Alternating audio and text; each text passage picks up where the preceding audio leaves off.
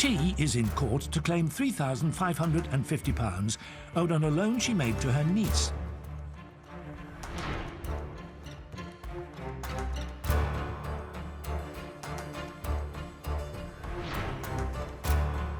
Defendant Liv says there was no deadline attached to the loan, therefore she should be given more time to pay.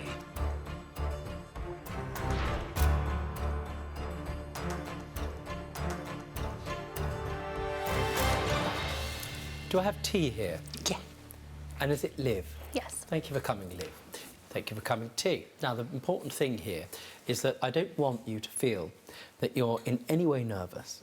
I don't want you to feel worried about bringing this case. You're in court. The only thing I need you to do is to be absolutely full and frank, to tell the truth and to tell me exactly your memory of events.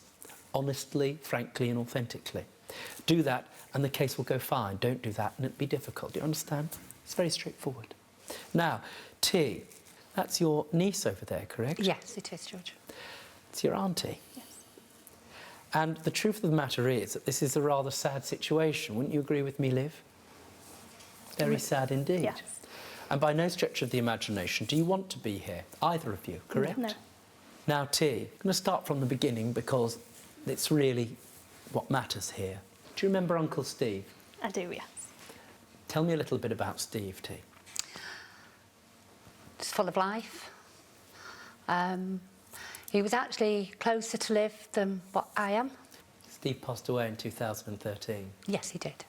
How long had you been married, madam? We would have been married 20 years on the 7th of this month. What did it do to you? He nearly destroyed me, losing him. But had to carry on. That's a big thing, bereavement, to deal with. Yeah. Only in your case, it was exacerbated by a year of 2013 that got even worse. Yes, it did. In August of that year, we'd gone on holiday and I got pneumonia while in Bulgaria. And when I got home, I realised that the doctor there had found cancer. And a month later, they told me I had lung cancer. They conducted an operation where they removed that lung. Yes, the whole lung. And out of terrible news comes good news, because for the last, which is extraordinary, over 4 years, you've been well.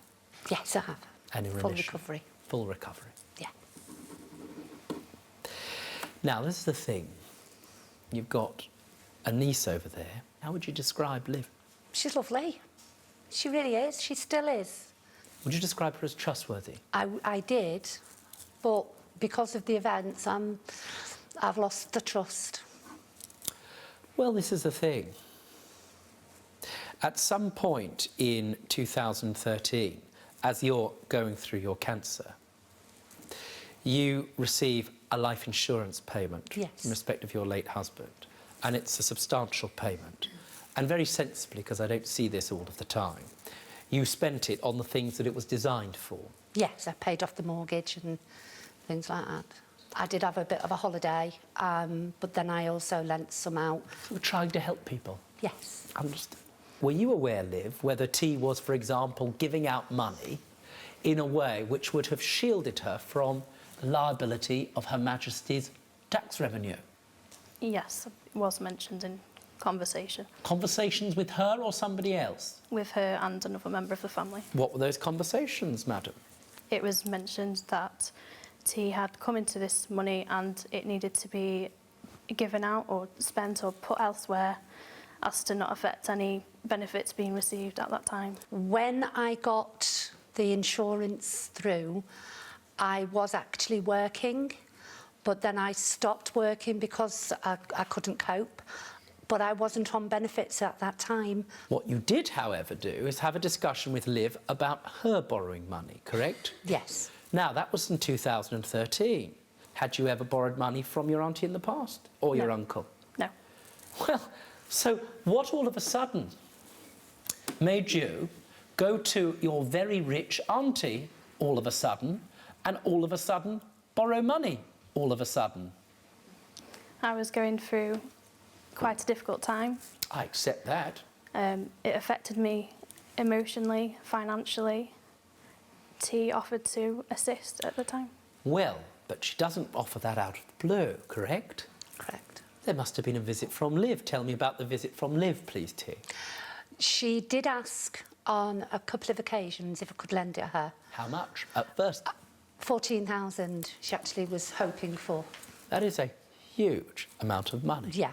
I got myself into a bit of mess financially. A bit of mess is I owe somebody £100. Do you see? Yes. 14,000 is a considerable amount of debt. Correct? Correct. How did you find yourself in that much hooky? Due to a loved one going through some very serious health problems. It was just credit cards and loans. Now, good debt after bad, what's it like being in that much debt? It's horrible. If you enjoyed that video, then I strongly suggest clicking here for more highlights. For those of you who haven't subscribed yet, and why not, so that you never miss out, subscribe. Clicking down there, that's an order.